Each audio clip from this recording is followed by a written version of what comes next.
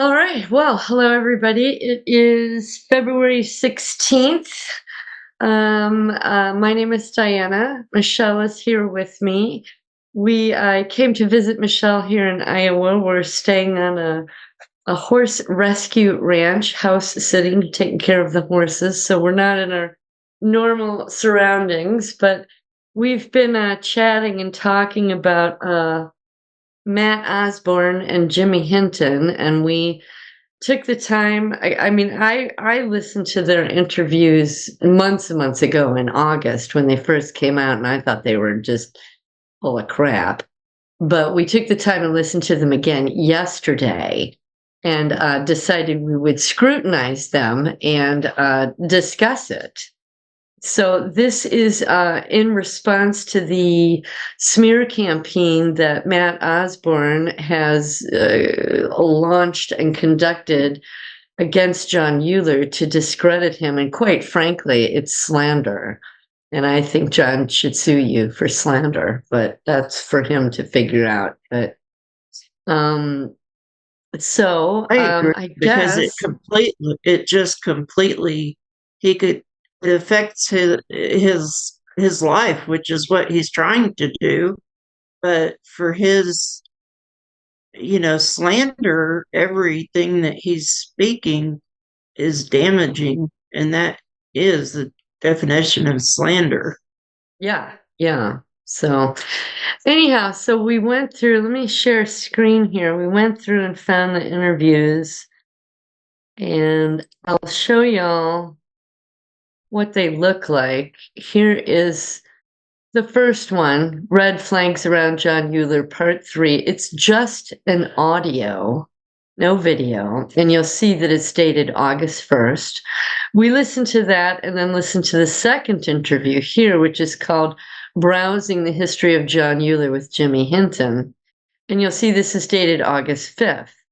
And what I thought was interesting about this was it's not the same interview because it wasn't copied and pasted and represented. So it's two separate interviews that Matt Osborne and Jimmy Hinton felt a need to do twice in 4 days' time, which I thought was fascinating.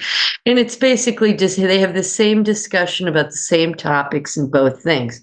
So I'm going to focus on this audio primarily, but I'm just going to briefly touch on the red flags around John Uhler.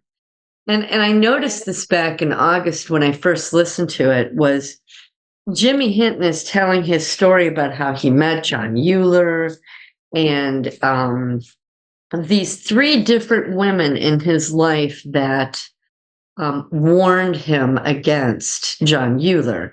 Number one, his mom, who said, "Run from that man, Jimmy." And number two, Trish, John's ex-wife or last wife, who also said, "Run from this man" to Jimmy Hinton. And then the third one, which is a therapist where they were giving a talk. I think they called it a symposium. And this therapist is warning Jimmy Hinton against John Uhler. And she says, "Run from that man." And what I made note of all those months ago in August when I watched it, I thought, what is the likelihood of three different people, three different women, three different places, three different points in time, all having the exact same quote to run from this man, run from that man. So to me at that time, it seemed very scripted on Jimmy Hinton's part. So that's all I'm going to say about this first video. And if you listen to both of them, you'll hear it repeated in both. Like I said, both these interviews do the same thing. So I think that Jimmy Hinton wrote a script. And the second thing I'll make note of here is if you listen to this interview here, Browsing the History with John Uhler with Jimmy Hinton, you'll hear Matt talking to Sierra Weir and two callers, and actually to Jimmy at the very beginning, where they're trying to get the meeting set up and started and sending the invite links. And I thought, well, if you're sending invite links, then you're obviously either on Zoom or Skype or some sort of platform. Why would you only present the audio? Why aren't you showing the video that goes along with it?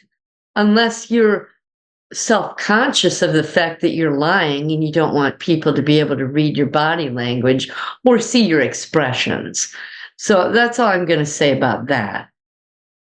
So right now I'm going to focus on this video here, and Meschelle and I thought, well, we'll just listen to it in point by point as it goes through the interview, and I made note of the timestamps. So if y'all want to go listen to this interview and check out the timestamp that I'm referring to, I jotted it down. So the first thing that Matt Osborne opens the meeting, and he just starts talking about John Uhler and how John Uhler believes in backmasking, which honestly I didn't even know what that word meant until he qualified it and said that John believes that if you play certain records backwards, that there's a message, in the music when you play it backwards. Now, this came around when I was a teenager in the mid 80s. And I remember my friends talking about it, how you could do Stairway to Heaven with an album and you could spin it backwards and you can hear actual communication with English words. It sounds very satanic and demonic. And so this does exist, Matt. It's not something you have to believe in or is kooky. It actually exists. So I don't know, Meschelle, have you ever heard this? Because I have. It exists and it's real. I've heard it, but it was a little bit later after Yeah, it came out. It was years later. But yes, I have heard it. Yeah, and I could probably find 100 other people out there that have heard this or heard of it. And it's Of real, course. Matt. It's not something you believe in. It exists. Uh-huh. So Yeah. that's my first point that I want to make. And that's a timestamp 1 minute and 15 seconds in. He's got to immediately come in and bash John about backmasking. And Matt mentioned Judas Priest. I don't listen and never have listened to Judas Priest, but I know that Stairway to Heaven does the same thing in many other albums. So that is refuted, Matt. And that is a simple way to prove anybody can get a record of these bands and play it backwards and it's there. So you start out your thing right there with a lie. You're misleading people. And then the next thing you do at the 2 minute, 20-second mark is talk about John's expertise and that he has no expertise. Well, I know that he's a licensed professional counselor. I know that he has certification in sex offender training. I'm not sure what that's called. I know that he has a degree in theology from a university. There's some expertise there, Matt, whether you want to involve or include his time working with sex offenders in the prisons for 11 years. I think that qualifies as a little bit of expertise. So I'm not really sure what your qualifications are, but again, you just have to start out your interview with a bam, bam, bam. John's an idiot. John believes in these ridiculous things that actually do exist. So I don't know if you want to add anything in there, Meschelle, about that. Well, that's where I was really upset by the whole that part of smearing John, because that was my question to to Jimmy and to Sierra and to Matt Osborne. Is like, who are you and what is your qualification that you can put all this out there, that this the writing is practiced and these memories are false, and how can you even say that? And that's where I just totally I just call you out as an idiot yourself. Uh, because you obviously don't know what you're talking about. This man has clearly put a lot of time into his working with SRA victims. I'll say again what I said in the last video. I've been out of satanic ritual abuse for about 6 years almost. And I wandered around looking for somebody to help me, and I landed in different pastors' offices that didn't know what they were doing or what they were talking about, screwed things up even more. I've only been working with John for, well, since November of 24, and I've already had just remarkable things that even I can see and I know are different about myself. So I don't have to have somebody else to tell me, uh, you're doing so much better or you're not doing better. It's not up to you to decide. And as far as what you're doing, you're clearly keeping potentially keeping other people from reaching out to John for help because of your slander and your crap that you're putting out there. Well, this just that alone shows that you don't give a damn about anybody except for yourself.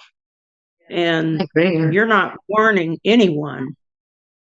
You're just damaging other people's lives potentially. I And agree. messed up. God is going to have his day with you. Indeed. hmm So I guess that leads us into the 2 minute 51 second mark where Matt starts talking about John's career, and he calls it a pseudo career because John started working online with people and started networking and getting clients and working with them online. Well, that's what people do nowadays. I don't know how that's a pseudo career.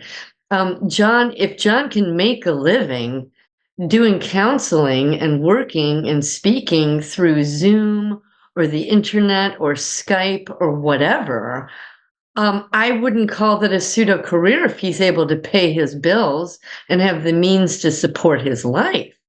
So what this pseudo career, and this is indicative of your entire interview with Jimmy and with Nicole, is the selection of your words to denigrate John.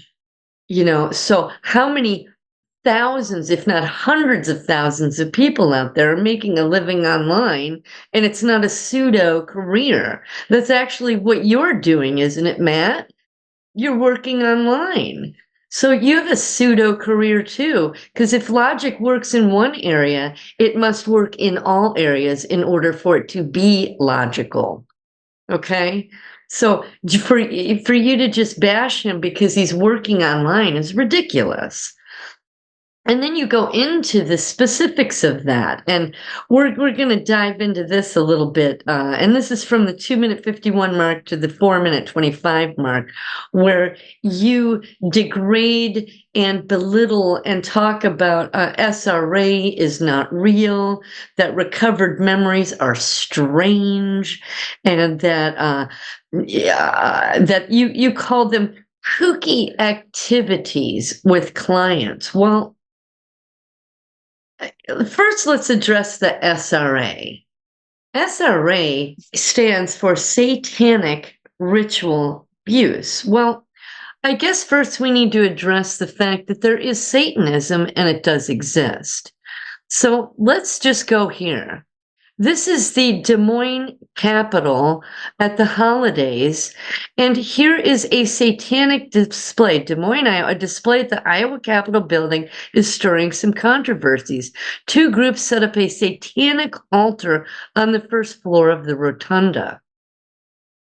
And their argument here is, well, if Christmas displays can go up, then so can satanic. So this is just to establish the fact that Satanism as an organized religion exists. It's real. Okay? Oops, I got to move this. And I would like to say that I actually was in that building because I live close to Des Moines, Iowa.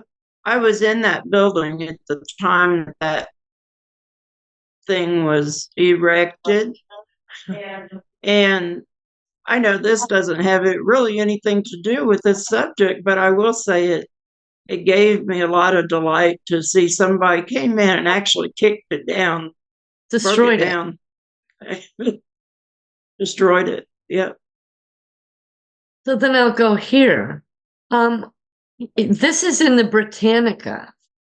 Modern religious Satanism. Now look at this image here. Let me see if I can blow it up. Oops. Where did it go? There it is. We've got candles going on, a goblet with God knows what is in there, with robes and costumes. So this is an actual ritual that they are conducting. Now, whether it was for a photo shoot or not, I don't know. But they obviously want to communicate something with this picture. And to me, it communicates satanic ritual. So the 20th century saw the appearance of various new religions whose practitioners call themselves Satanists or Luciferians, although their understanding of Satan or Lucifer is figure vary radically. Some, for instance, have insistence that they venerate Lucifer, an entity that they maintain is separate from Satan, while others regard the two names as synonymous for the same being. Modern religious Satanists can broadly be divided into two camps: atheists or rationalists, for whom Satan, Lucifer, is a symbol of values they wish to champion. And the supernaturalists, supernatural, who perceive Satan, Lucifer as a being that literally exists and whom they wish to worship. So I'm going to stop sharing here. So Satanism exists, and quite frankly, it has existed for 6,000 years, since the fall of Lucifer from heaven. Now, if you're not a Christian, you may not believe this, but why would people in the year 2025 be worshiping Satan if he doesn't exist? So the fall of Lucifer from heaven, with a third of the host of heaven down to earth, it occurred, and there is a supernatural realm. Satanism exists.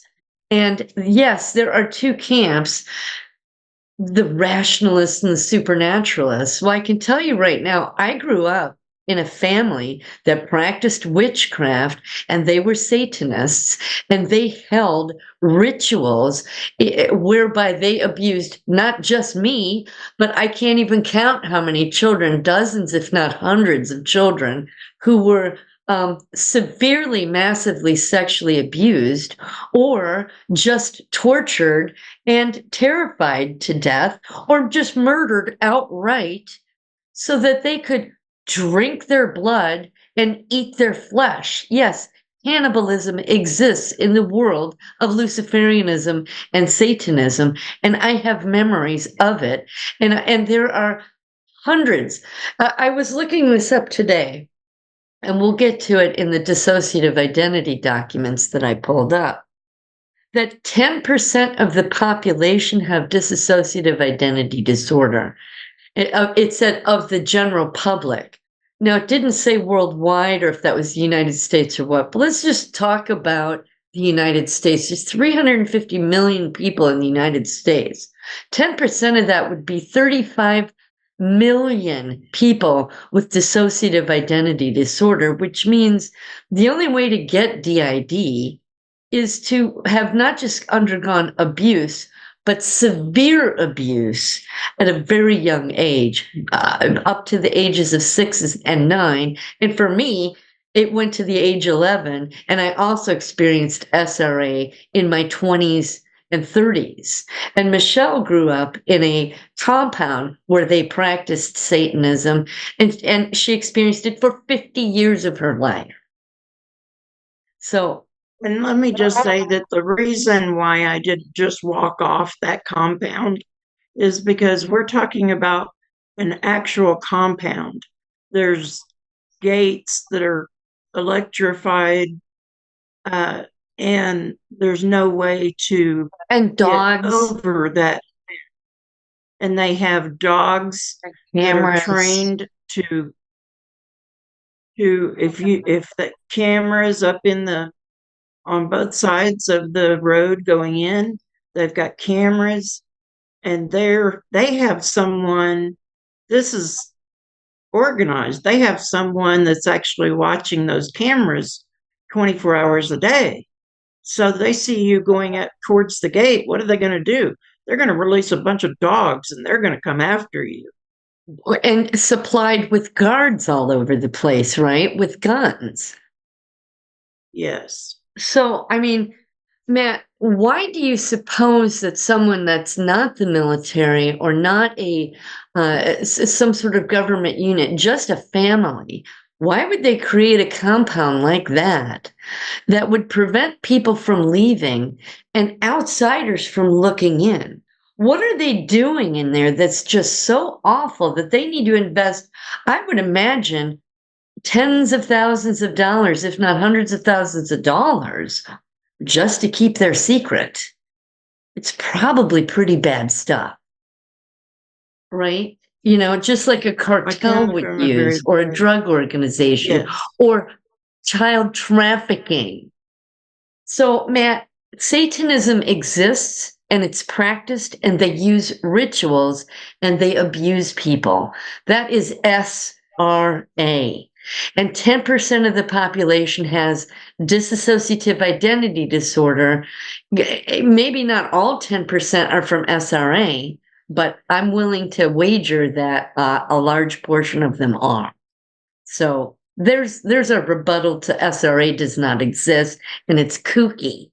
It's not kooky, it's real. And what I have noticed just over the last 2 years, really, is there are more and more victims of SRA that are coming forward now. And I think it's also interesting that a good percentage of them are a little older, starting to get older in years, but 40s, there are 50s, the younger 60s. ones that are, yes, but there are the younger ones that are coming forward now too, because they see that this has already been lived out by those older than them. Mm-hmm. Yeah. Like Carrie Elahi, I think she's like in her 30s. Nathan Reynolds is in his 30s. There's so many of them, of all age groups. So that's SRA. Then you bring up MK Ultra, like it's kooky too. Well, Matt, the CIA, it's real. The government has released documents.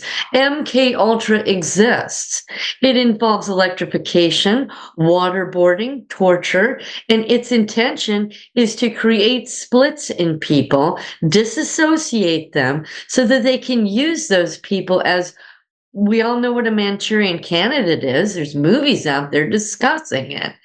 And there's hundreds and hundreds of documentaries about MK Ultra. It's not kooky. It's not made up and you don't believe in it. It's real and it exists. And it's executed by the government and the military. So that's all I'm going to say about MK Ultra. Matt, you're just so stupid. You're so stupid. I'm sorry. And actually, I'll take that back. You're not stupid. You're very smart in the way you present this information because you know it exists. You know it. But you're playing it off and downplaying it. It's kooky. Well, it's not kooky. It's real. And people experience it. And the fact that you describe it that way, you're mocking and belittling us. The very thing you accused John Uhler of doing, No, it's you, Matt, that's doing it. Sorry. It And just I makes would me say angry. too, I would say myself that I wouldn't call you stupid either, because what you're saying, what you're talking about, I have very strong suspicion that you're actually practicing in some of the things that you're saying don't exist. I agree. I've thought All that of your 1,000 times. all of your fake uh, Twitter accounts and fake email accounts and all of that. Do you think that we haven't seen that and we don't know them and we haven't looked at them and that just goes also one of the things that I was thinking when listening to the videos was they you the three of you, uh, Sierra, Jimmy, Matt, you go into talking about how you've received this email and that email and church members calling you, Jimmy, or emailing you, Jimmy. You know, where are all these emails? Where is your proof Put that it all on of this has video and happened? present them. Yeah, put them on video and present them. Block out the person's name. Don't dox them, but show that they exist. Or because you're such an unethical liar, you could have even made them up and blocked people's names out, but you were too lazy to even do that. You're just throwing accusations and allegations around and like you know it all. And you know what? You don't. And that's why we're having a conversation about it. And then the next thing I want to get into, and this is off the subject of this particular audio video, but it goes in line with what we're talking about. I'm going to share something, an article that Matt wrote, bashing John Uhler yet again. Oh, I have it. It's a snip. I couldn't find the article, but it's a snip. And if y'all think I'm full of crap, well, it exists. It's there. I just couldn't find it today. But here is a snip of an article. This is Matt talking about, the handwriting of,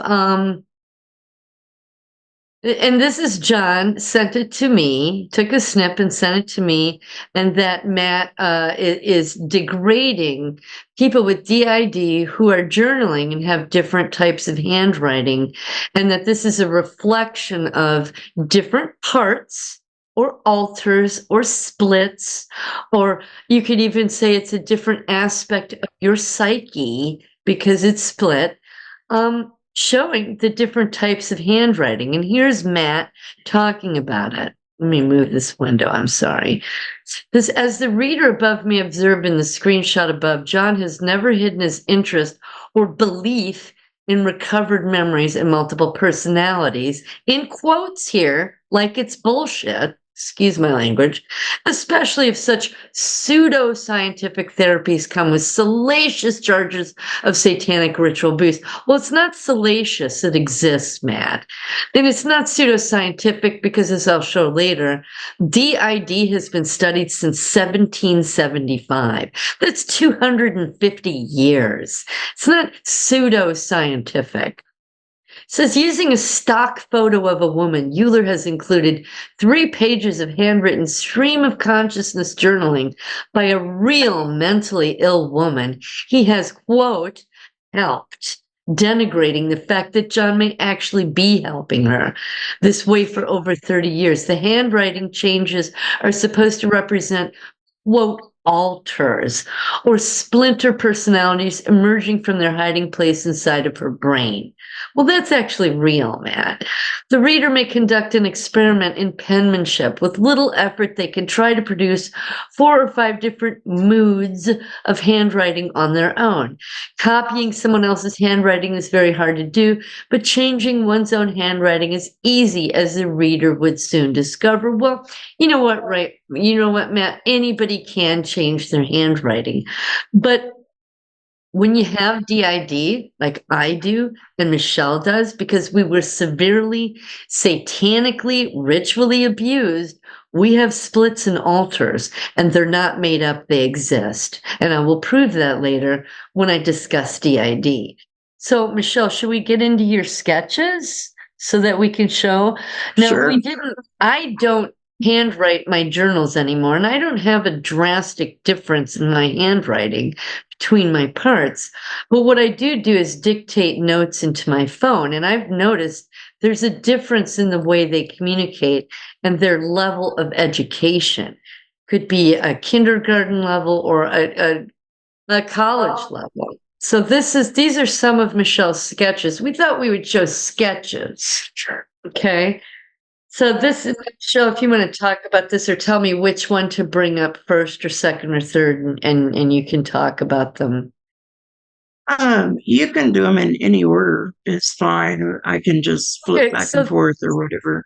But this is a 5-year part that was chained down to a ring, and there was in the center circle there was a fire that had been made, and they had me far enough off of it so that it wouldn't kill me, obviously, but it was their means of torture. And if there's any, I'm not going to stand here and show you my back, but I will tell you that I still have scars. So I will tell you, this woman has massive amount of scars from her abuse. So I've seen them. So it was my back and the backs of my legs were burned, and it was torture because I didn't do something right according to my parentals. So that's what that one is. All right. And then I'll just go progressively from, well, here's the crayon one. So first we have the sketch with just a pen, I think pen or pencil. And now we have another part here using crayon. Okay. We just want you to see the level and difference in her sketches, which can occur in handwriting. So I'll let you talk about this. I know, so I don't even fully remember this particular memory, but I know that this happened in an underground cave in Arizona where they have a built statue of Moloch, and that's who you see there. That's Moloch. And what I wanted to say too is if you're not believing that Satanism existed thousands of years ago, all you have to do is look in the Old Testament and you'll see how they sacrificed their children through the fire to a god named Moloch. And there he all is. over the Old Testament. So 6,000 years of this, and I'm wagering even longer. So, well, Meschelle doesn't even remember this incident, but at some point, her alter drew this sketch. That's not real. It's not made up. She didn't see it in a movie. Okay. So here's the next one. Oh, I guess I'll pop this one up there. Here's the little handwriting differences. So I'll let you talk about that, Meschelle. Oh, okay. Well, y'all can read it from what it says, and obviously looks like a young child's handwriting. And that was, well, I just know from experience that being hung upside down by my ankles was something that was regularly done. So apparently that's what's going on there. Yeah.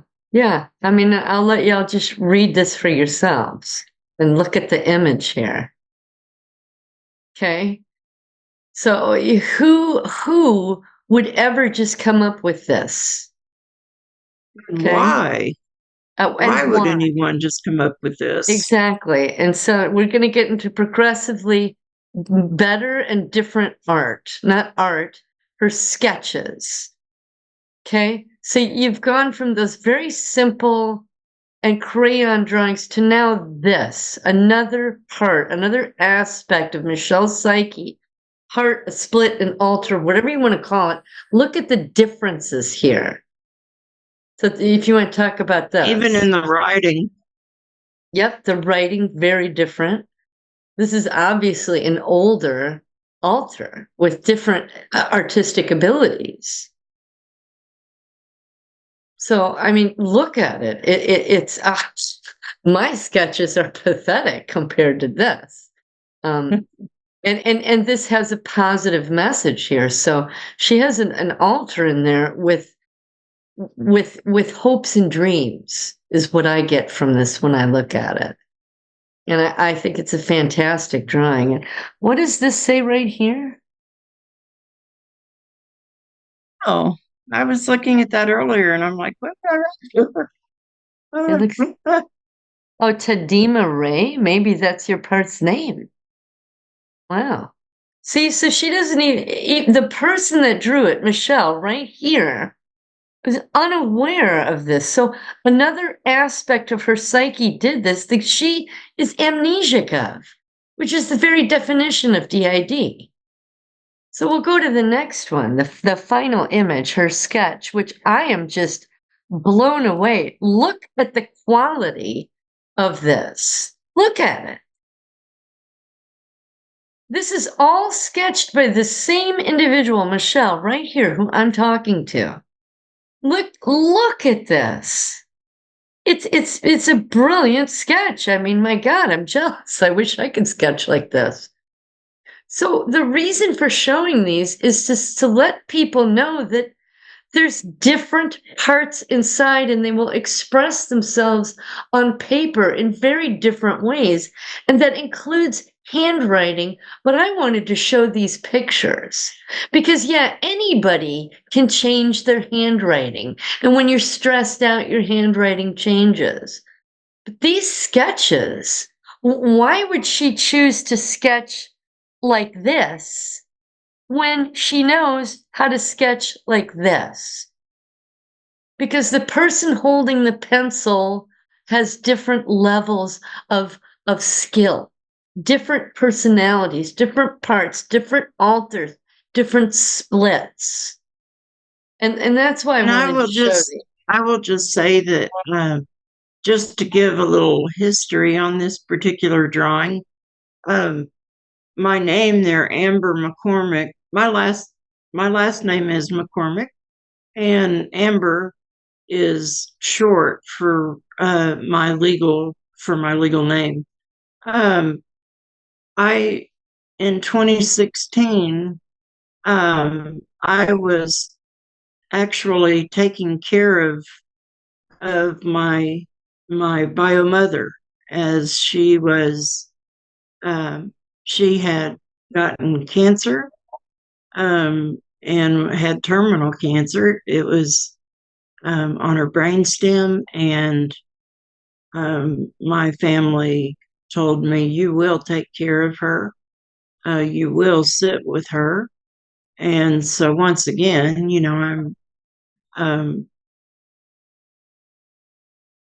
I've had people ask me, "Why did you take care of your mother if she was so bad to you?" Well, I don't know, but You didn't get a maybe because choice. my family didn't give me a choice.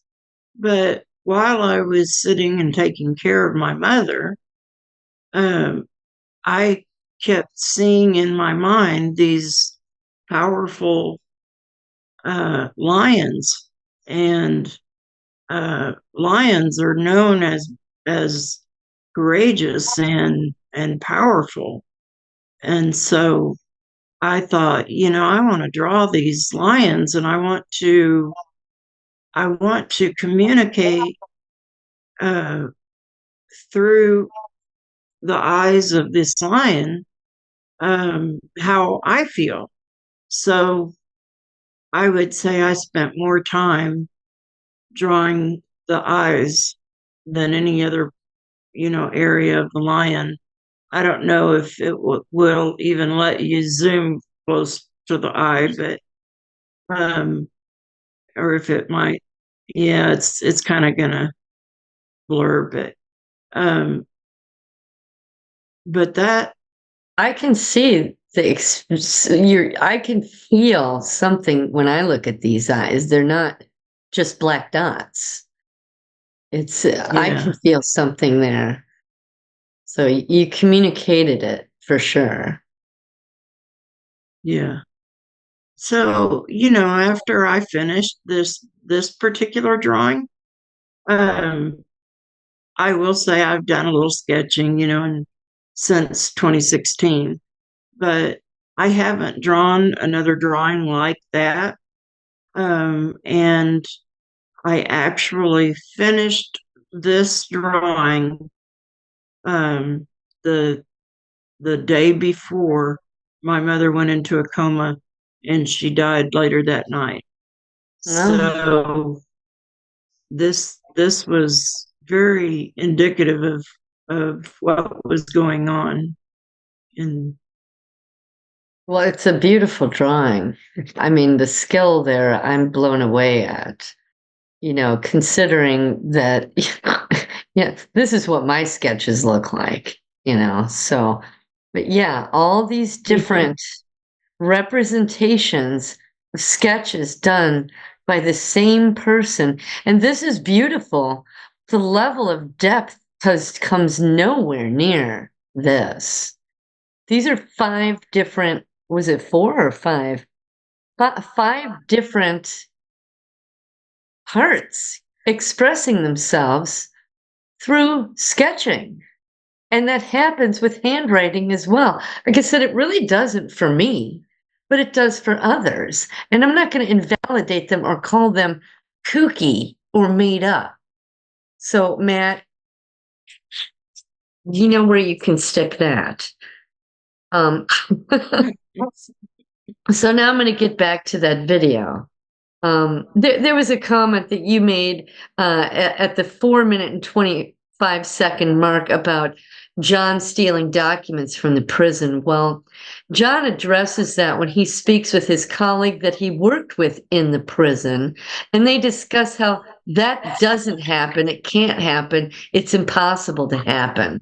So whatever Nicole said was a lie, and you're just repeating that lie and slandering more and more and more. And John addresses that in another video, so I'm not going to.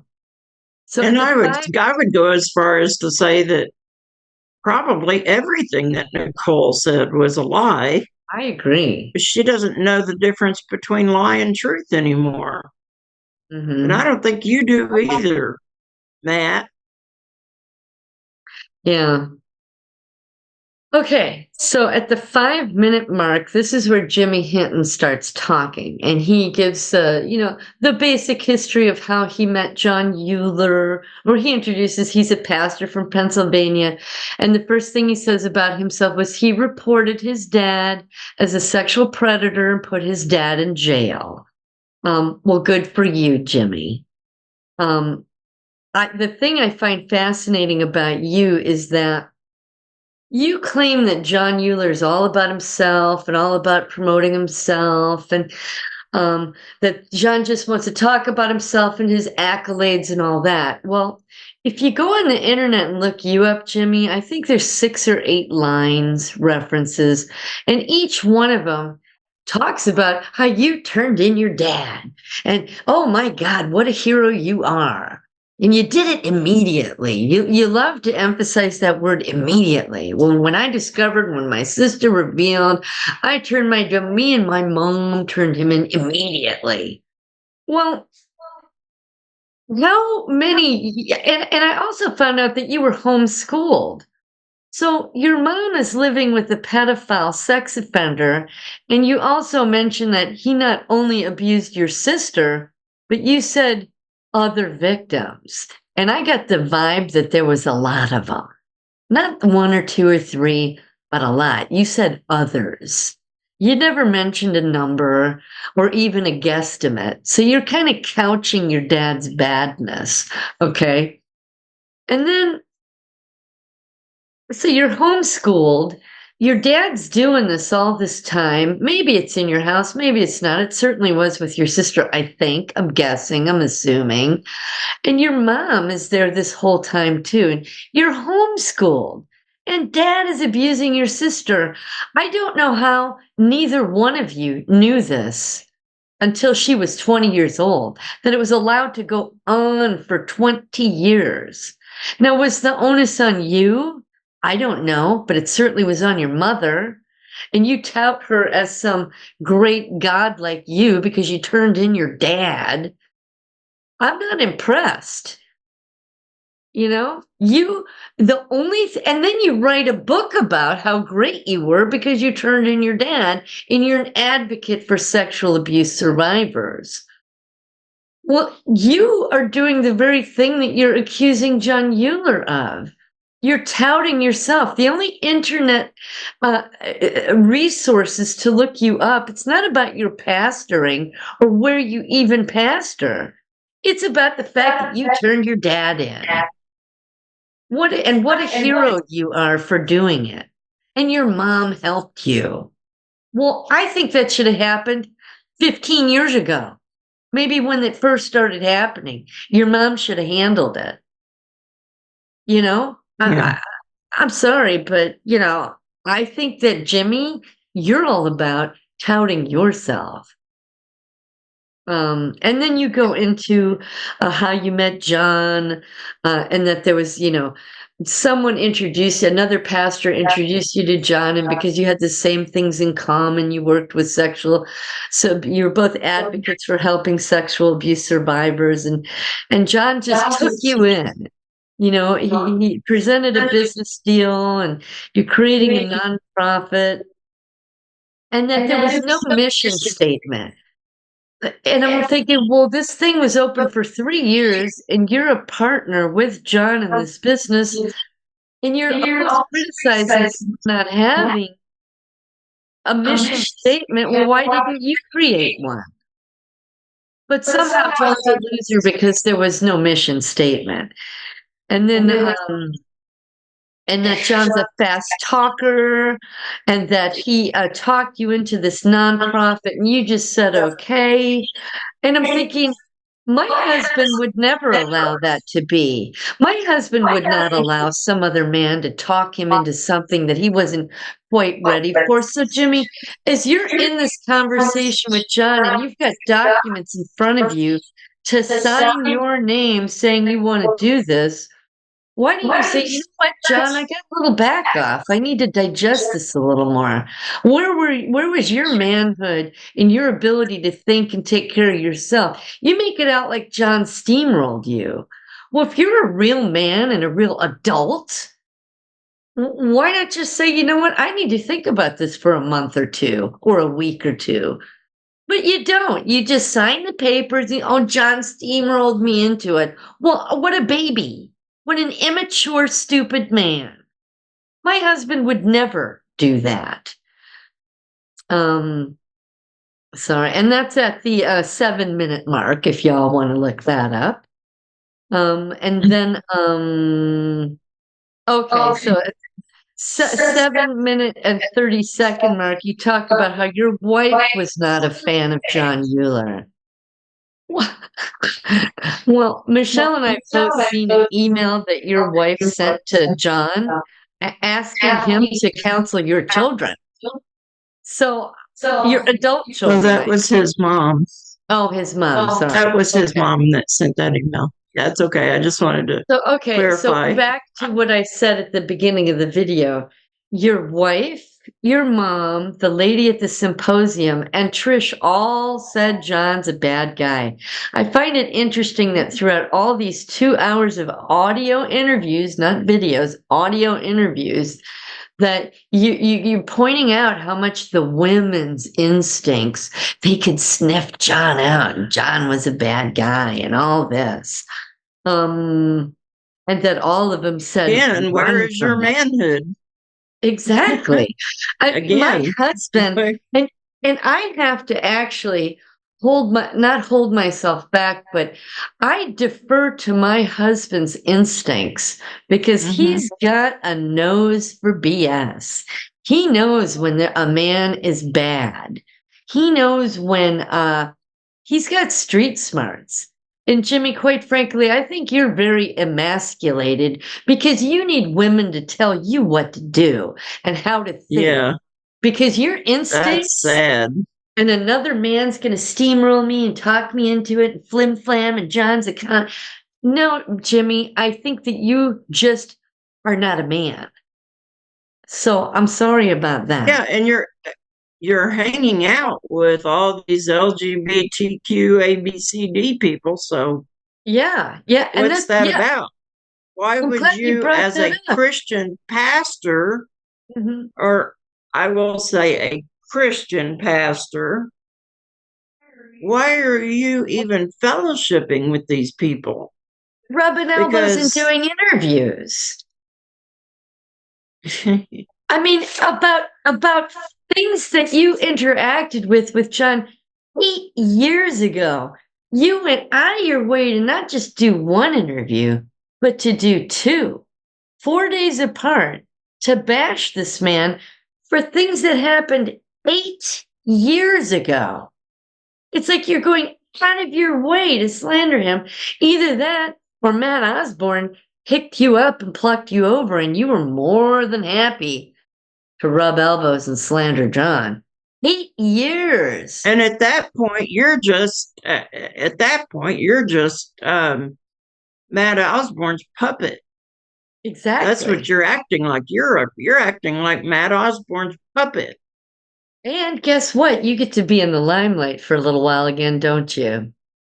You get to be on the internet and have your name thrown around again, albeit with, the LGBTQ community and a Matt Osborne. But anyway, so I just thought that was fascinating that all these women have to tell you how to think, and because you just couldn't figure it out all by yourself.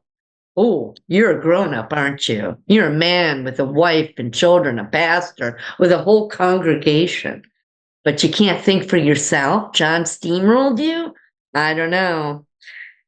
So anyway, at the 12-minute 50-second mark, Jimmy says that John is ill-equipped to help survivors. Well, how equipped are you, Jimmy? I know that John has helped me. I know that he's helped Meschelle. I know a few other of his clients, and we're all being helped. I would call that very well equipped. He's got all of his certifications, and he helps us at 3 o'clock in the morning if we're having a meltdown. Are you willing to do that? Are you willing to pick up the phone at 3 o'clock in the morning for an advocate, or do you unplug and turn everything off because you're in bed? John is very well equipped. I think that you are not. And then you go on and I on. can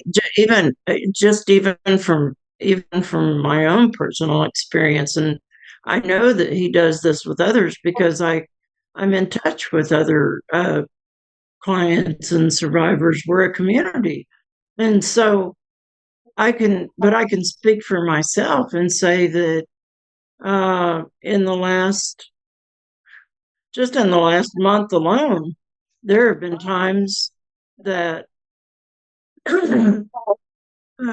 excuse me. There have been times that I have reached out to John, just sent an email asking a question about something I was experiencing. And John is the one who said, let's hook up at such and such time. And there have been times where we're on the phone for 3 hours. And that's because he cares. And He doesn't really ask for a cares. dime. He doesn't ask for a Doesn't dime. No. So And yeah. actually there's been times when I've offered to pay for that. And he has said no. I no. So yeah. Okay. So we'll move forward. John is very well equipped to help survivors. And then you go on and on about how John wanted a treatment facility center. Well, if that's where your heart is and you are equipped to help survivors, I don't see what's wrong with him wanting to create a treatment facility or to even participate in someone else's facility. And you make it out like John was some flim-flam artist trying to con your mother, and that John contacted her and you didn't even know it. And he goes out to your mom's house and he's trying to steal her house from underneath her. You made some sort of comment about that at the 12:50 mark. And I thought to myself, well, why would your mother, first of all, invite him to her home to look around? Number one, why, if John was such a creepazoid or whatever, why didn't your mom call you first and say, well, Jimmy, who is this John Uhler guy? Because he wants to come to my house. Well, she was obviously comfortable enough to invite him over. And maybe she didn't realize what he wanted to do. Maybe it overwhelmed her. I don't know. Or maybe she is still loyal to that type of person that your father is and was like, well, I don't know if I really want to help people or not. I don't know what's going on there, but if your mom was that disturbed, I don't know why she didn't call you first. But you make it out like John slid in there like some sort of snake and was trying to screw her over. No. Are you people adults or not? Are you and your mother in contact or not? This isn't just about John. This is about the responsibility of being an adult. And you're making it out like John was just so awful. I'm just, anyway. And that he's acting like a teenager. Every time I think about, especially Jimmy Hinton, I think we're communicating on a 13-year-old level. I know. I'm like, at some point, you did take responsibility for your own life. And your mother was obviously a grown woman with grown children. And she can't say, well, no, I don't want you to come here unless Jimmy's here. But she didn't. She invited him to her home and they had a conversation. And she decided against it. How is that John's fault or problem? That's what John wants to do, is help people survive, to help survivors to heal. And if he can create a treatment center, great. All your mom had to do was say, no, thank you. Anyway. Yeah. And then, you go into how your mom says to get away from that man. Again, that quote, the one that's scripted, every woman you interact with says the same thing. Your sister. And then you go on about these church women. So many women at your church sent you emails and told you that John's awful and bad and terrible and don't let him ever contact them again. Well, are they adults? Where's those emails? No proof, number one, like you pointed out earlier, but can't they block him? Can't they reply as an adult and say, you know what, you make me uncomfortable, stop talking to me? Why do they need to run to Daddy Jimmy to have Jimmy help them if this story is true at all? I'm like, it's just ridiculous.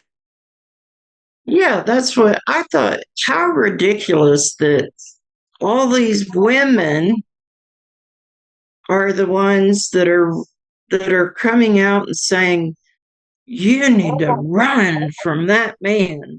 The same quote. Yeah. Run every single time. And yeah, every single time it was the same statement. Run from that man. You need to run. Oh. Yeah. And then, okay, so we'll move on from that. You start talking about the Facebook, the MacArthur scandal with the Jane Doe at Masters University. Now, I don't really know much about this story. I looked into it. I found the same 4 or 5 different references online. I'm skeptical if this woman exists or not because, number one, it's a blogger who's talking about another woman who wrote her experience. And I read what she wrote, and it's really well written. And I thought, well, if I was just sexually assaulted, I don't know if I would have the presence of mind to write that well, for one. But I kind of agree, that it's 8 years later, right? And there's no proof anywhere on the internet. And frankly, I'm not going to take my time and look up police records and all that. And I'll let John address this, whatever. But the thing that got me was I'm thinking, it's 8 years later and there's nothing about this story. The guy didn't go to jail. She didn't reveal herself. Who is this blogger, and why? If I, as a extreme abuse, sexual abuse survivor, had the courage to come forward and say that guy abused me, and go to the police and have the rape kit done at the hospital, go to the police, I think that she should reveal her name.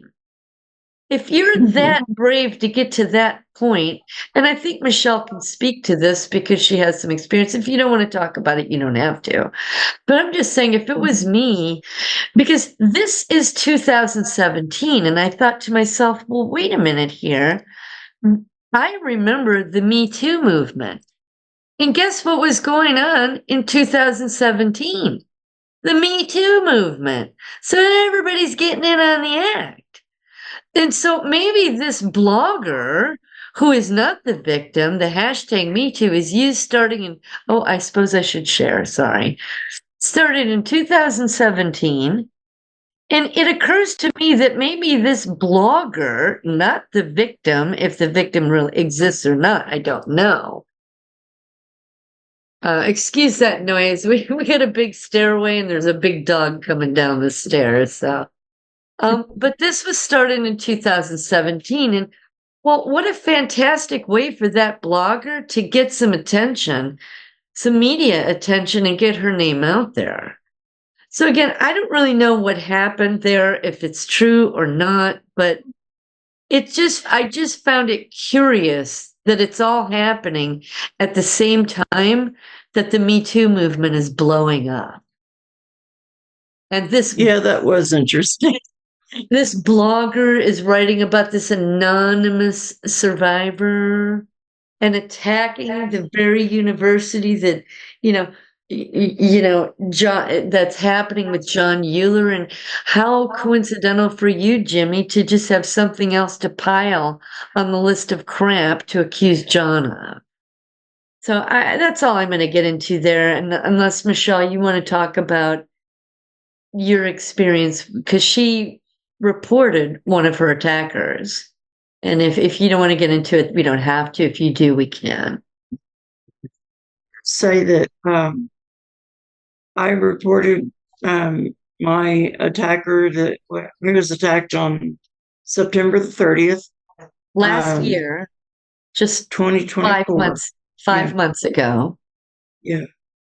And I went through all the hospital stuff and all of that, and for a little bit of time it was looking like it was going to go to a cold case because nobody was following up on it. But I was able to, and again, John helped me know what to even do, as far, because I didn't know what I needed to do to get more, to get them to get on the ball and do their job, referring to law enforcement. So when I reported this to the correct authority, well, she had to go over the head of there was a cop that took the report. It was assigned to a detective, and that's where everything stopped. Well, John suggested that if we get no results, maybe we should go to the press, and that would put pressure on the police department to do something. Well, Meschelle decided to just contact the sheriff, go over the detective's head, and I'll let you continue. Yes, when I went to the sheriff, he actually didn't even know about the case at all. He was very helpful, very understanding, and worked with me over the phone. Did it all over the phone, and I found out that my attacker was on parole, so he was because he raped and stabbed me A 4 while inch he's cut. on parole. Yes, yeah. And he also was running a brothel out of his house in Des Moines, his own house in Des Moines. Let me interject. So, And was stalking Meschelle, coming to her house just to upset her, just standing in front of her house, stalking her. yeah. So finally, the sheriff was able. I got a phone call. Was it two? I think it was just 2 days after I talked to the sheriff. It was like really fast, but the sheriff had arrested him and said, I mean, I still need to do some things, of course, but my attacker is in what the sheriff called big boy prison and is not going to be getting out for a very long time because not only did he rape and try to kill me, but he also is on parole for abusing, raping other women, and now he was living in his own brothel where they recovered several women. Um, so that's what I just got done dealing with, and I'm really glad that he's where he needs to be. Um, But how would that go so across if you decided to be anonymous? I mean, I just don't oh understand how a woman could want to tell her story and point at a man and well, perhaps ruin his life if he's innocent. well, I, first of all, the police can't take a report even. I They can't know. even take a report. You got to reveal So your name. I mean, yeah, they can't take a report because to make a report, you have to have an ID for one thing. Uh, so yeah, you, I It can't imagine. doesn't make sense to me. It doesn't make sense to me. No, So I'm not going it's, to get into it. It might be a real thing, might not. I don't know. But from my perspective, you have to identify yourself if you're going to accuse somebody. And the fact that she wanted to remain anonymous under the whether it's a creation of this blogger or not, but honestly, I just think this blogger wanted some notoriety and may have made it up. Don't know. and not only that, but the very first thing I thought as I listened to Diana read what this supposed victim wrote, and I said it out loud. I said, "It sounds like a journalism exercise It did. for It a did. university paper. Like she has just written, like it was an assignment to write a short story, novel, whatever." Right? It didn't sound it didn't sound at all like a victim statement, and I And would know. and on top of that, I found it very coincidental and curious that the woman who claimed to be raped was also a psychology student specializing in the therapy for sexual abuse survivors. So she's studying about being a sexual abuse survivor therapist, and now she's magically assaulted and writing a story about it. I just, the coincidence there is just a little smelly for me. I just was like, I don't know. Just sounds weird. So I guess we'll move on from that unless you want to talk about anything else. No. Okay. And so this thing happens, you go on vacation, you come back, you turn your phone, it's blowing up with this whole controversy, and you're making John out like he's crazy because John's saying, look, this doesn't make sense. You've got to reveal your name like Meschelle just said, even to the police. Maybe the media doesn't need to know your name, but if the police definitely need to know. Anyway, so you Yeah. say that you Because say, who would they contact later also? I know, Like, and who you would got they to go. contact? I know, it's just silly. Anyway, and so you say you've decided to dissolve your business partnership and you want to resign. And I know John's going to address that in his video response to you, Jimmy, with all of your emails. But the thing that got me was that you said John set you aside. And I was like, well, how is John setting you aside when you are the one that's quitting and resigning from a commitment to a nonprofit? You decided to leave and not trust your partner and not back him up. You set John aside, but in your interview, you said, John set me aside. Well, poor, pitiful Jimmy. Are you a man and a grown up or not? You're just very Wait, curious to me. I'm Just, starting to think that Jimmy has multiple personalities because I I know. heard him personally say, um, he said, "I'm out," meaning I'm done with this. I'm out. Well, if you're out, then go, but don't accuse somebody else of putting you aside when you're the one who said, I'm out of here. Yeah. It's very curious the language that you and Matt used. It makes you out to be victims and you had no control. And I'm like, you know what? Real men don't put themselves in those positions, number one. And number two, if they find themselves in it, they confront the bad guy. And frankly, I think that's what happened between you and John. He was confronting you about your fishy business in your nonprofit, which I'll let John get into. So, moving on from there at the 28-minute and 7-second mark is where Sierra Weir joins the conversation. And she's talking about it, and she doesn't spend a whole lot of time on here. I think just 10 minutes. But she's talking about, if I was John Uhler and I had all these people telling me all these things, and then I'm bad.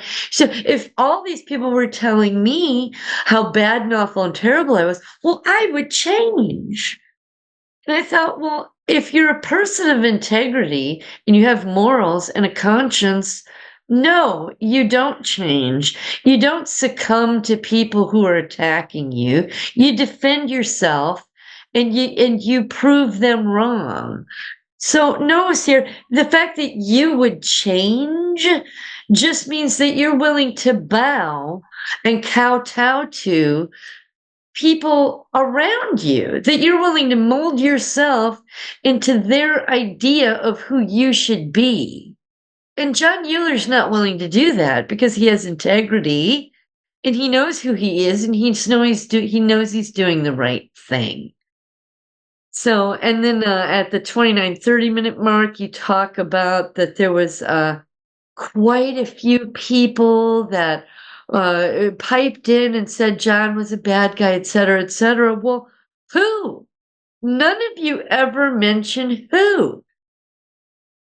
Everybody's anonymous. You just pull these people out of a hat. The ladies at the church with their emails. And, I'm not saying reveal these people, but show some sort of proof.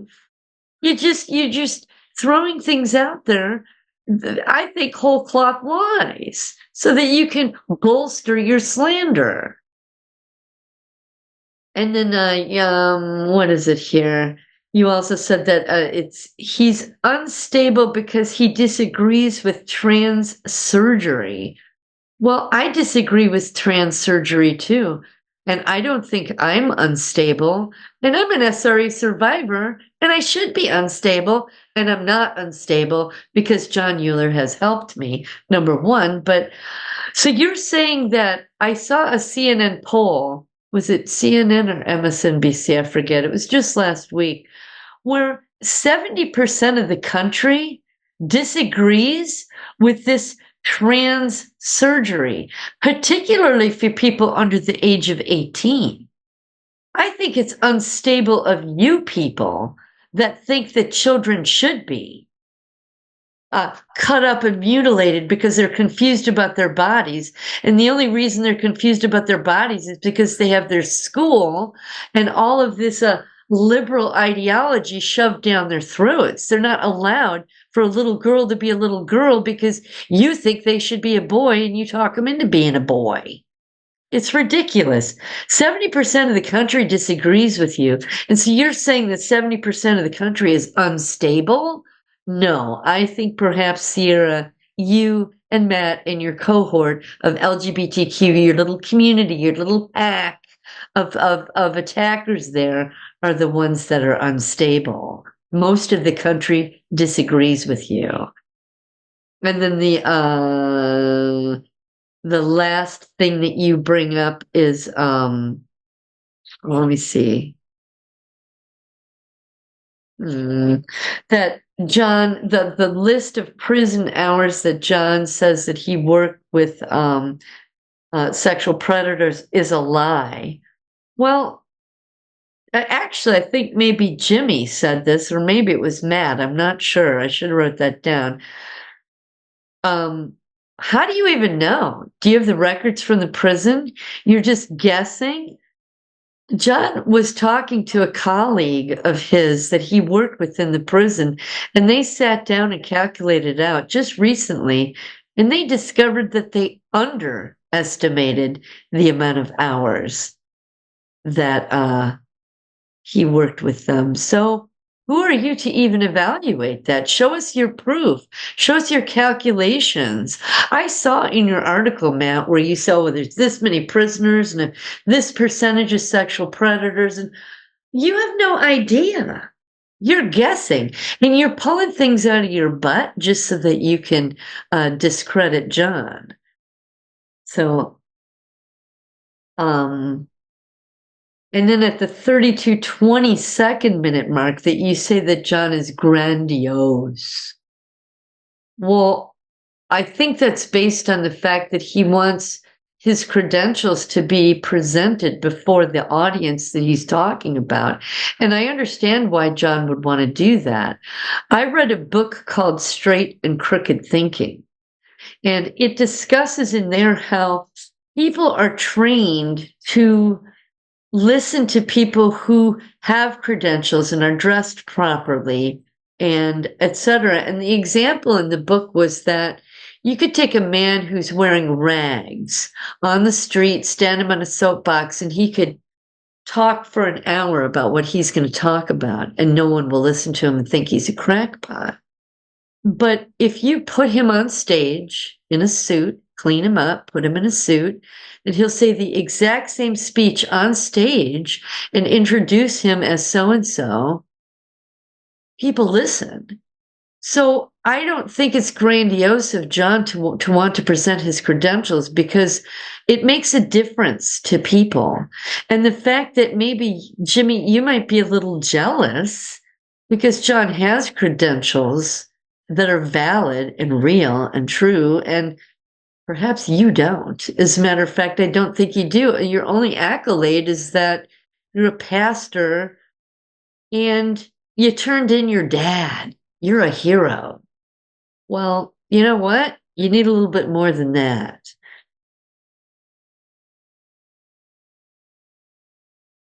And at the 33-minute mark at 30 seconds, you said that people choose a therapist based on reviews.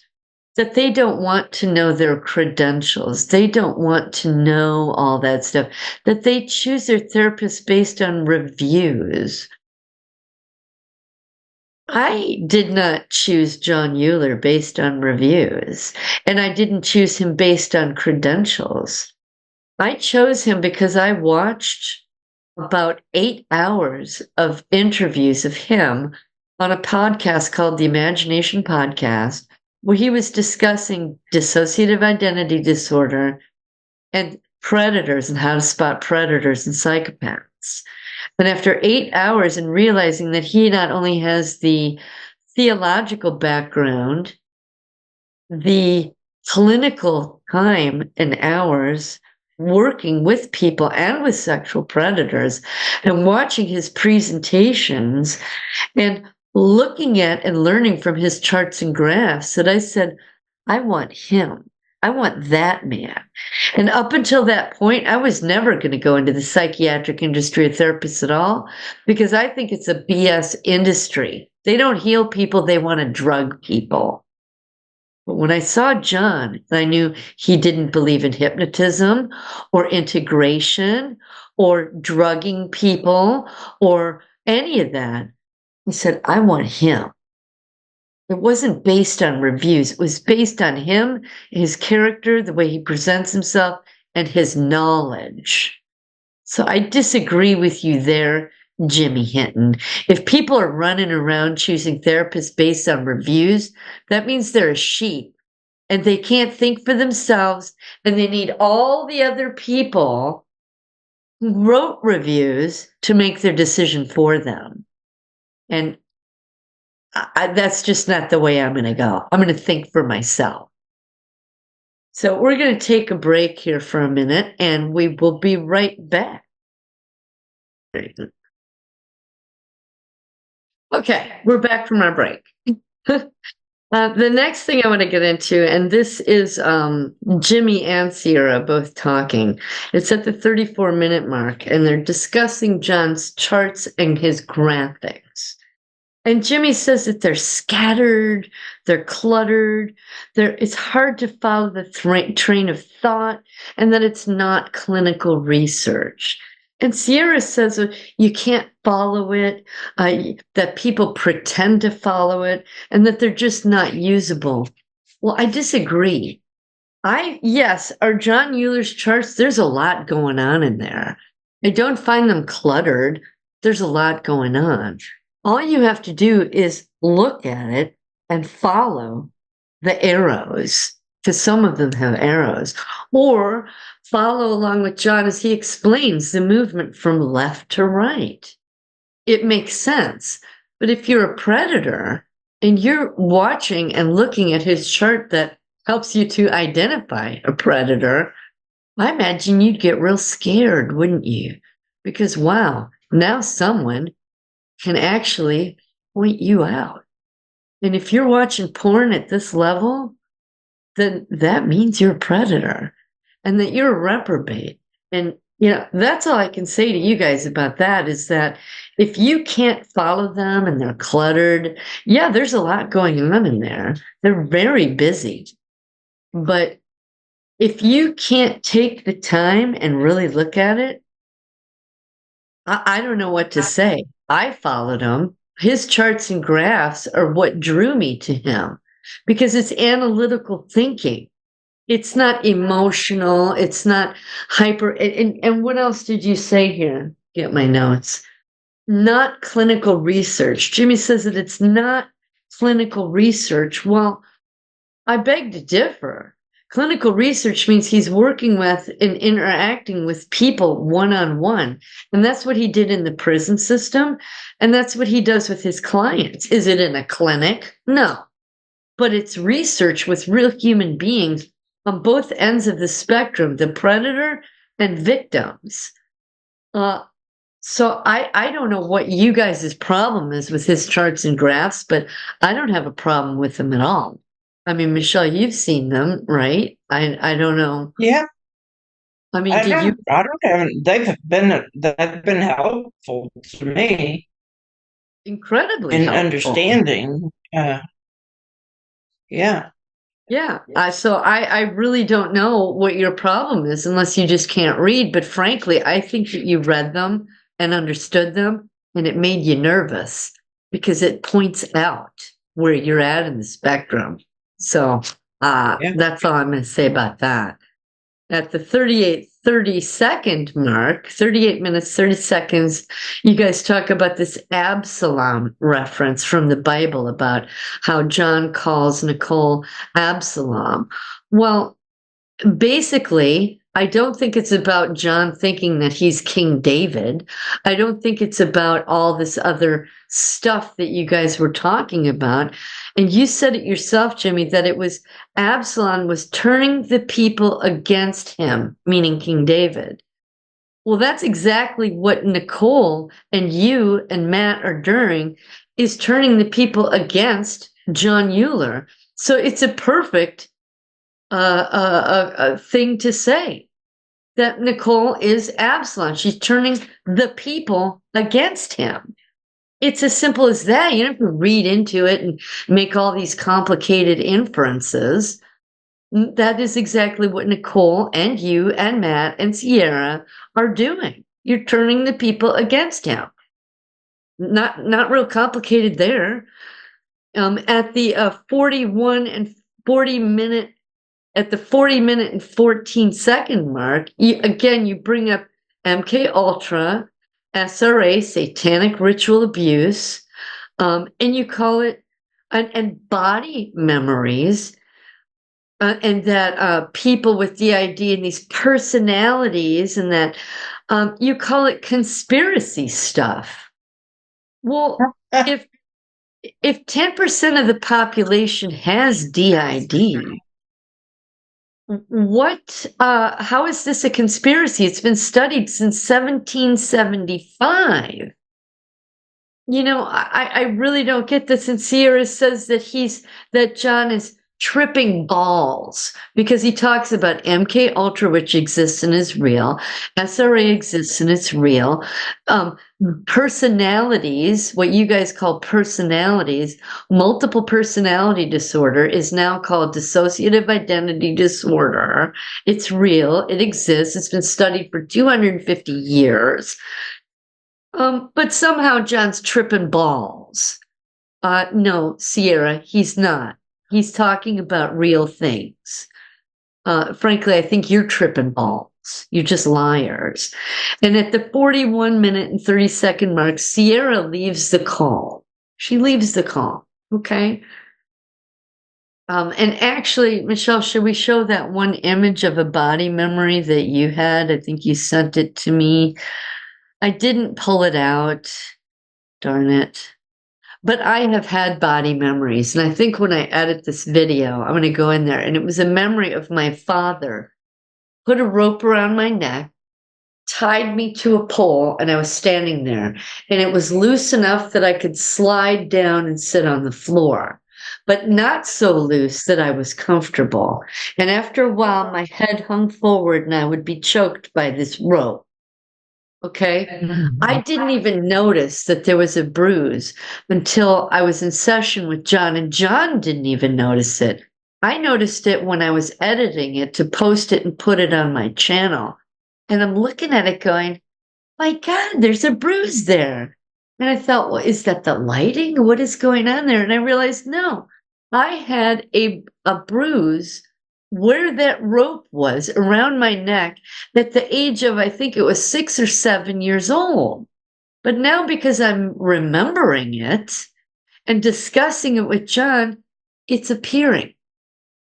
So I'm going to cut that image and put it in this video so that people can see it.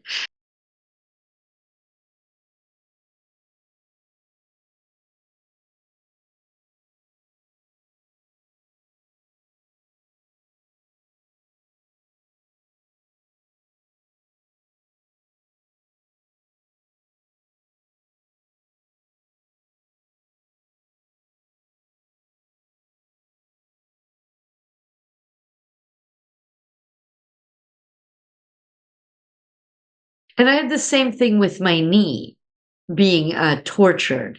And it was tortured by 4 a device that there was 4 pincher fingers that went under the kneecap, just enough to force the kneecap away from the knee, but not enough to make it separate entirely. Very painful. And I have pictures of those 4 bruises of those pinchers. I didn't go around and hit myself in 4 exact spots to create a bruise to pretend.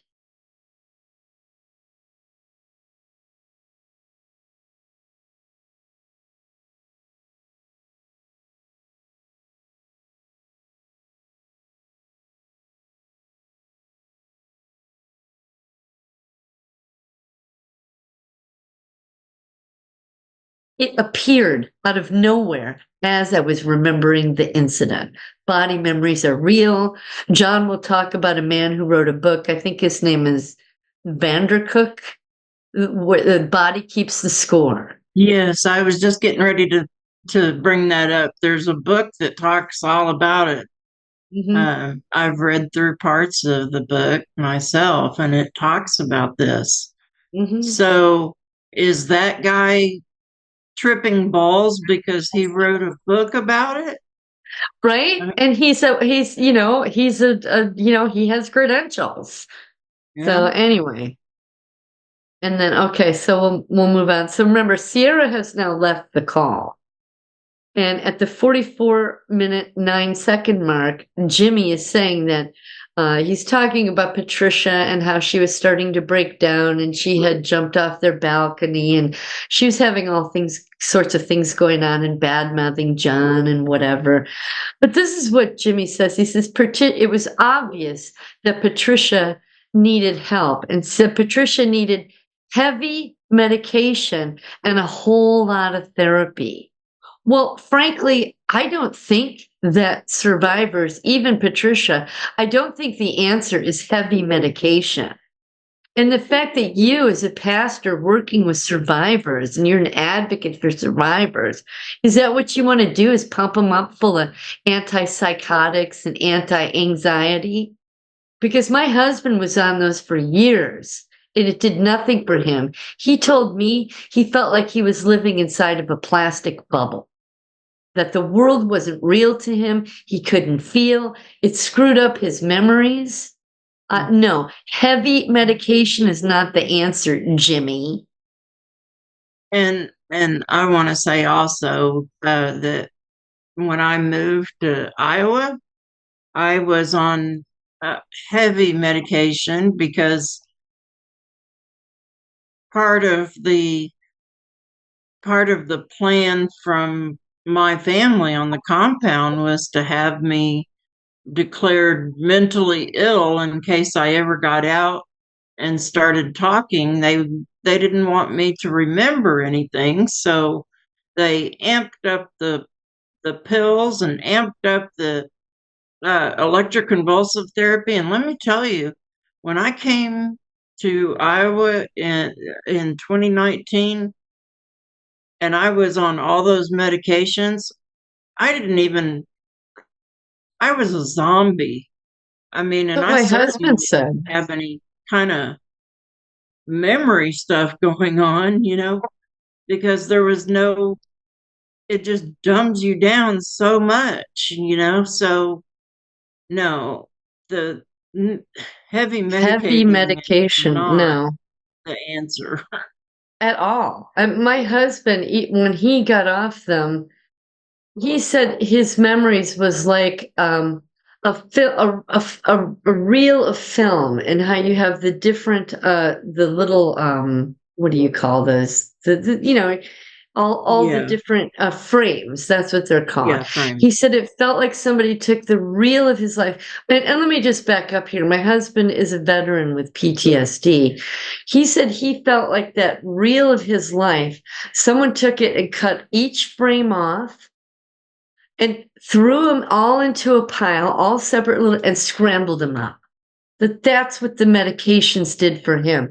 It took him years to sort out his memories after that. Heavy medication is not the answer, Jimmy. Okay.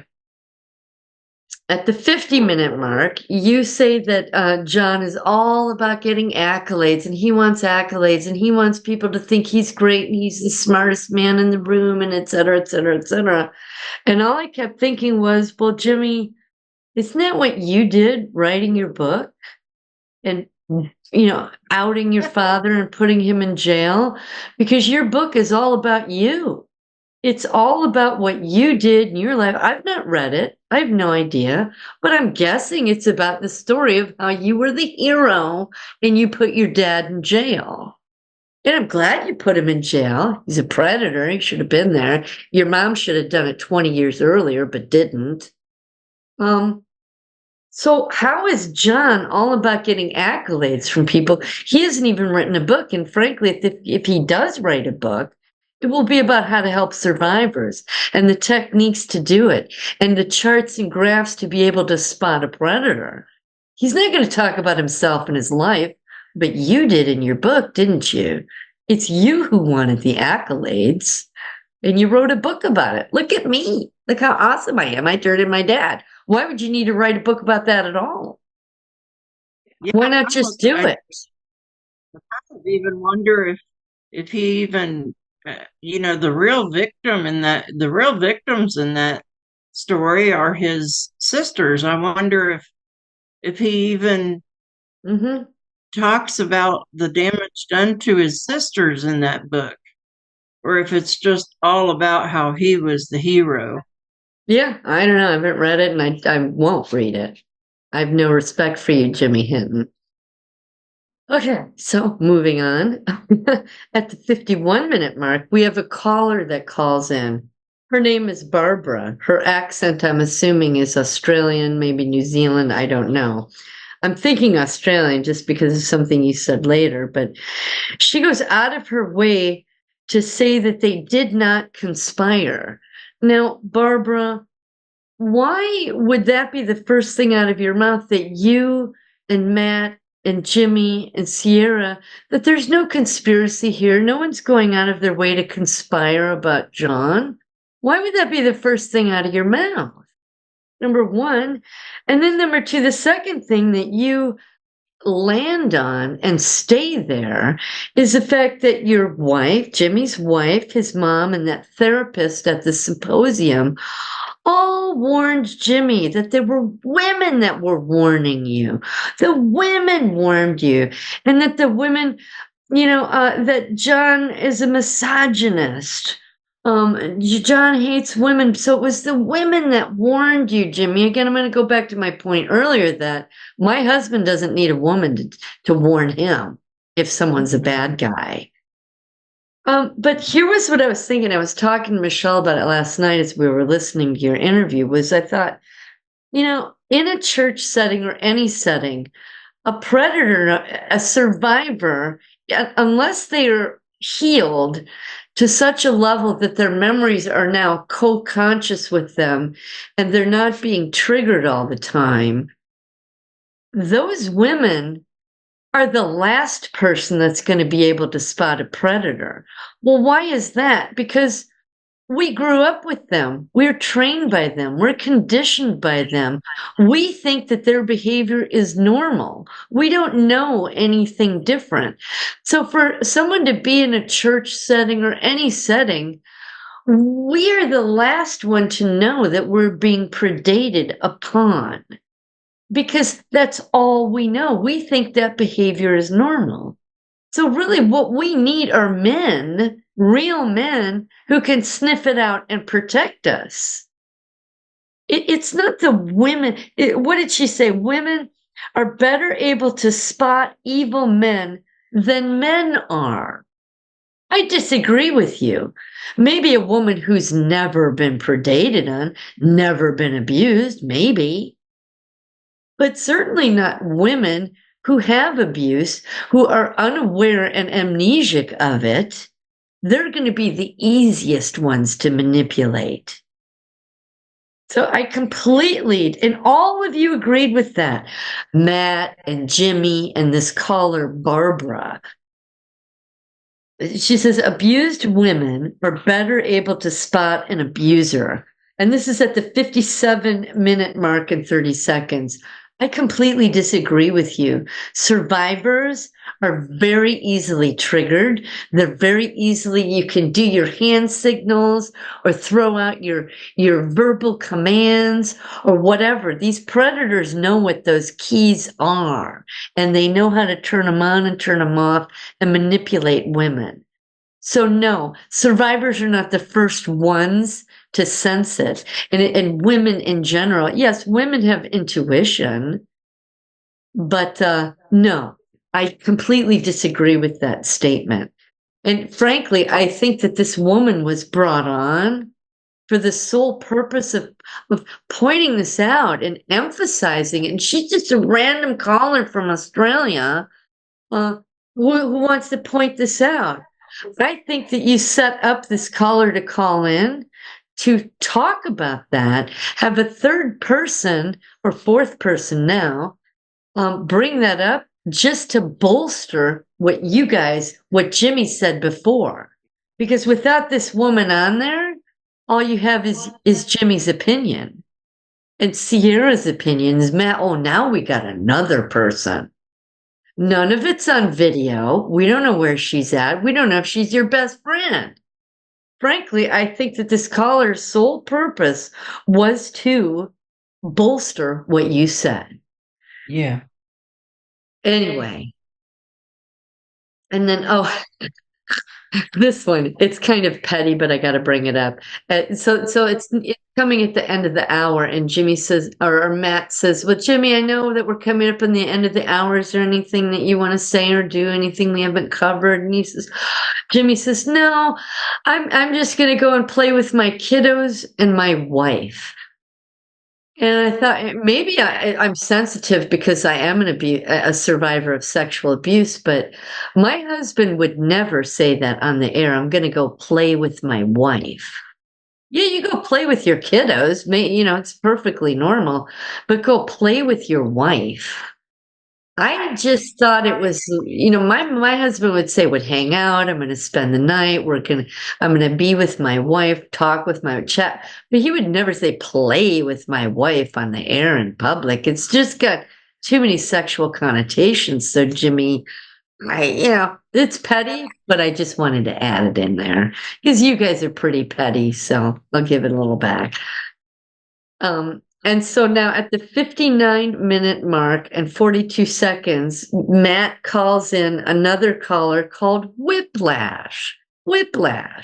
Okay. So it takes like another minute or two before she can get her video and stuff working. So you're waiting for her to get her stuff going. And so you start talking to Jimmy, and Matt says, well, Jimmy, tell us what your favorite hymn is. And there's crickets, silence for like maybe 10 or 15 seconds. And I thought, wow, he's a pastor of how many years? I think 11 years or something. Or he started in 2007, if I'm right. So that's 15 years you're a pastor. You don't have a favorite hymn. You can't just pull that out of your hat instantly. Or if it wasn't a hymn, your favorite biblical verse. And so Jimmy, so Matt says something else, I think to fill airspace because there was crickets because you couldn't answer. And he says, well, just, anything, just throw anything out there. What's your favorite whatever?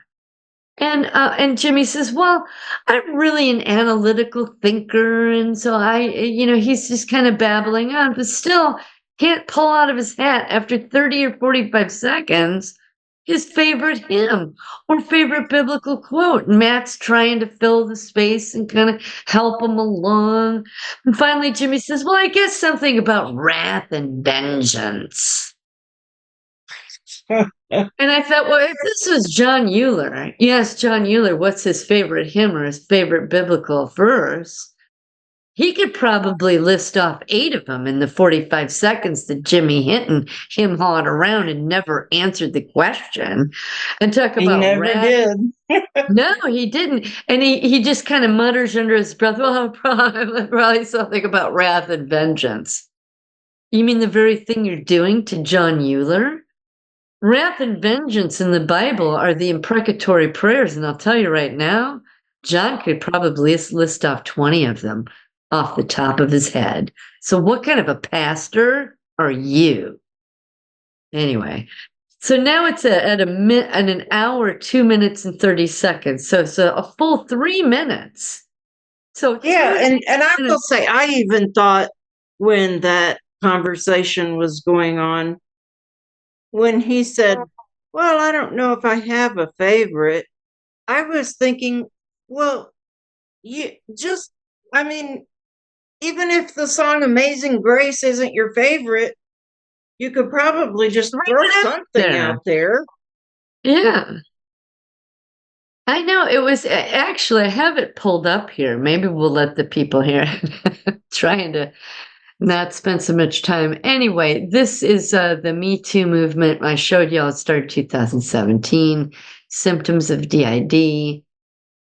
I'm not going to get into all of this. I thought I would, but this is going pretty long. I just want to show y'all here evolution of a concept. This is about dissociative disorders right here.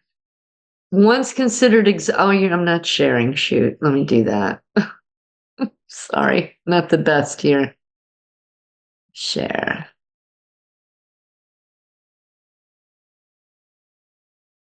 Okay. So once considered exotic in the 1990s, the dissociative disorders seem to become the syndromes of the moment. Evolution of a concept. As you'll see right here, the idea of dissociation lie in a body of medical and scientific literature that emerged from 1775 to the 1900s. And this is a whole history of it. And they speak about it right here. The theory of divided consciousness and amnesia. And this is, let's see, you can look this up right here. It's ocf.berkeley.edu. So this is an article from Berkeley. This is not just some nonsense. So that's all I wanted to show there. And if y'all are interested in DID, look it up. So here is, I pulled this section up, the minute mark, where... Yes, we can hear you. This is where this caller, I forgot to share sound, so let me do that real quick. Let me back this up 15 seconds. So 59:50 minute mark. Oh, come on now. Hi, can you hear me? The perfect quote, I said, and she gave me perfect quotes without any kind of prompting or anything. Just I said, well, could you tell me about this? And she just would give me the perfect quote. I said, could I quote you? And she said, yes. And that was it. It was perfect. Talking about. So she's a quote machine. Whiplash, you have a question. Hi, can you hear me? I can. Hello? I can hear you as well.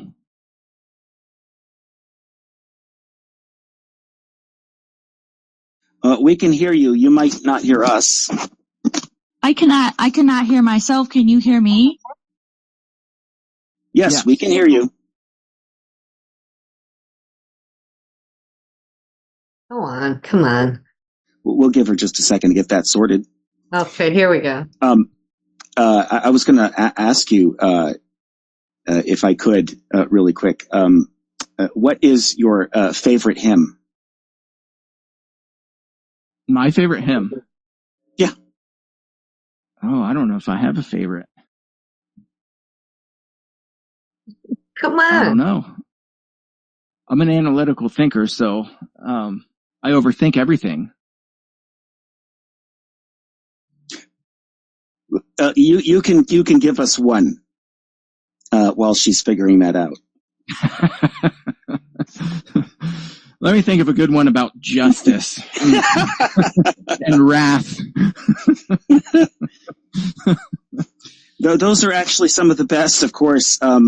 It's not surprising, actually, that the Bible contains wrath, right? That the Lord has wrath. because there are people in the world who need wrath.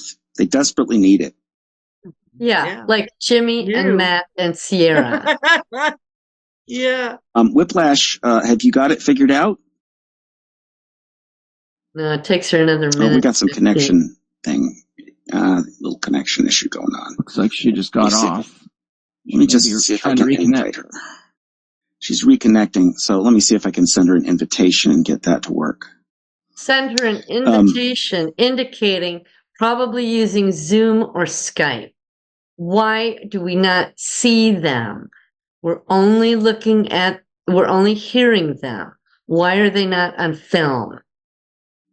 Yeah, I will tell you that it is sort of a bit of a homecoming in the sense that. Anyway, I'm going to forward this so that you can hear what this Whiplash person sounds like. Then I'm going to back it up and you can listen to Sierra Weir, who is on at the 40-minute mark. You tell me if this is the same person or not. I haven't been part of a religious community in Philadelphia. My genuine hope and I can hear you. Oh, awesome. Hi, everyone. I just wanted to thank everyone that came together here. There were a lot of people that have somewhat similar ideology, but there's people with a lot of different ideas that came to help, and Christians, people that are agnostic. Okay, I think that's enough. So now I'm going to go back to where are you, Sierra? You're at the 40-minute mark, so... And that seems to be the goal is to not be able to follow it. So it's like if you're in the room with him and he's got this nightmare graph out, he's the expert. You're just the person with trauma. So obviously you're going to want to either pretend to Okay, so that's Sierra. Let's go back to here. Where is it? 102.30. 103. Everyone, that's really all I had to say. Thank you. I agree. I think came together here. There were a lot of people that have somewhat similar ideology, but there's people with a lot of different ideas that came. So sounds like the same person to me, changing her voice a little bit. You don't even have to be a transcription professional. I know, right? Hear that. So it's the same person coming back as another caller with the name of Whiplash. So really, they're kind of telling you what you're doing. We're going to whiplash you back to Sierra and pretend she's somebody else. So the two callers that call in were setups. The first one was to establish the fact that all these women talking to Jimmy know what they're talking about. BS. That was her sole purpose for coming on. And this Whiplash person is Sierra in disguise trying to change her voice a little bit to probably bolster their story again and say, oh, look, here's another caller. And they have this, 20 minutes time span between Sierra actually talking and this caller so that people may not recognize it's the same person. Well, people... Yeah. I could hear it. That was Sierra. And she says in there that there are such diverse people that are against John in Australia. There's just so many of them. Well, who? There was one person, a caller that called in that you arranged to call in. It's one person in Australia. Who are all these people? Who? And then, at the end, she's suggesting that John accept other people's opinions of him. Well, I'm sorry. I'm not. If someone is slandering me, I'm going to defend myself. And if someone's slandering my friend, who John Uhler is my friend, I'm going to support him and I'm going to back him up. Same. Matt, you're wrong. Jimmy Hinton, you're wrong. You are all liars and slanderers, and I think John should sue you. That's all I have to say. That's all I have to say. I mean, I could go into another 30-minute rant about DID and all that, but I think we got our point across. This interview was a setup. and you brought in this extra woman, and Sierra's pretending to be somebody else so that they could support and corroborate what you're saying, and none of you have any proof. You've displayed no proof. You're making wild accusations, and you're not even showing the video that you made. Only the audio with this disgusting picture of John Uhler and this horn here and Trojan extra small. Yeah. It's disgusting. It's disgusting. Yeah. All three of you, or actually all of you that are slandering John Uhler, I would say be ashamed of yourselves, but you're not capable of it. You are too far gone. You have become reprobates. You are unchangeable. You have ignored your conscience and your good sense for so long that you are beyond You don't help. have one. You are beyond help, and you will not have salvation when you die. Whatever God you worship, you're going to hell. I don't care what little rewards you get in life here or whatever. Your salvation, you have destroyed it. You have ruined it, and I don't even feel sorry for you, because you knowingly, willingly are doing this, being evil and slandering a man. And it's wrong. So that's really all. And slandering a man who is so committed to helping other people. And that makes it even worse. In my view, it just makes it even worse when you're slandering and trying to be destructive to everything that a good-hearted man is trying to do and actually doing. So yeah, and quite frankly, that makes all of you predators, because you are harming other people.